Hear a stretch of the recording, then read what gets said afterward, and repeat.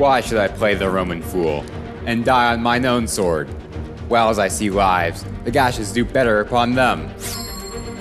Turn, hellhound, turn! Of all men else I have avoided thee, but get thee back. My soul is too much charged with blood of thine already. I have no words, my voice is in my sword. Thou bloodier villain than terms can give thee out! Thou losest labor. As easy mayst thou the trenchant air with thy keen sword impress, as make me bleed. Let fall thy blade on vulnerable crests. I bear a charmed life, which must not yield to one of woman born.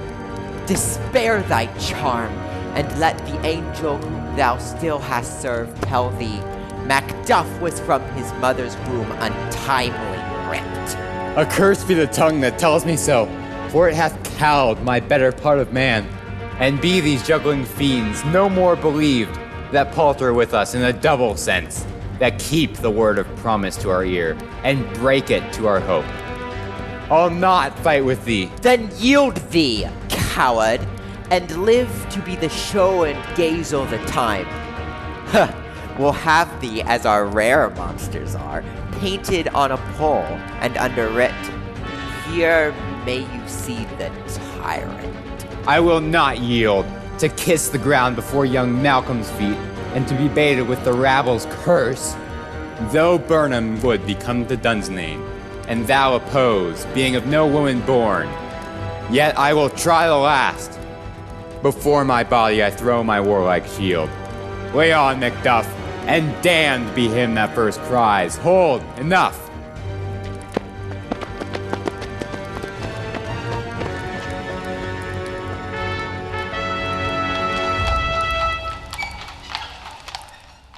I would the friends we miss were safe arrived. Some must go off, and yet by these I see, so great a day as this is cheaply bought. Macduff is missing, and your noble son. Your son, my lord, has paid a soldier's debt. He only lived but till he was a man, the which no sooner had his prowess confirmed in the unshrinking station where he fought, but like a man, he died. Then he is dead? Aye, and brought off the field. Your cause of sorrow must not be measured by his worth, for then it hath no end. Had he his hurts before? Aye, on the front. Why then, God's soldier be he! Had I as many sons as I have hairs, I would not wish them to a fairer death, and so his knell is knolled. He's worth more sorrow, and that I'll spend for him. He's worth no more, they say he parted well, and paid his score, and so, God be with him. Here comes newer comfort.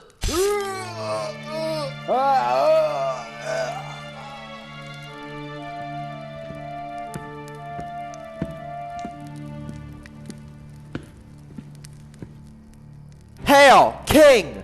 For so thou art. Behold, where stands the usurper's cursed head. The time is free. I see thee compassed with thy kingdom's pearl, that speak my salutation in their minds, whose voices I desire aloud with mine. Hail, King of Scotland! Hail, King of Scotland!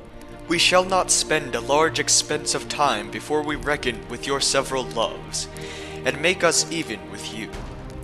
My thanes and kinsmen henceforth be earls, the first that ever Scotland in such an honor named.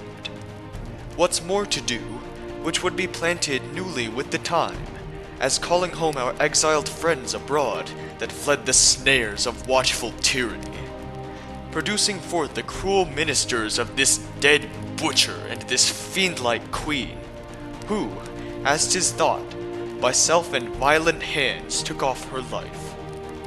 This, and what needful else that calls upon us, by the grace of grace, we will perform in measure, time and place.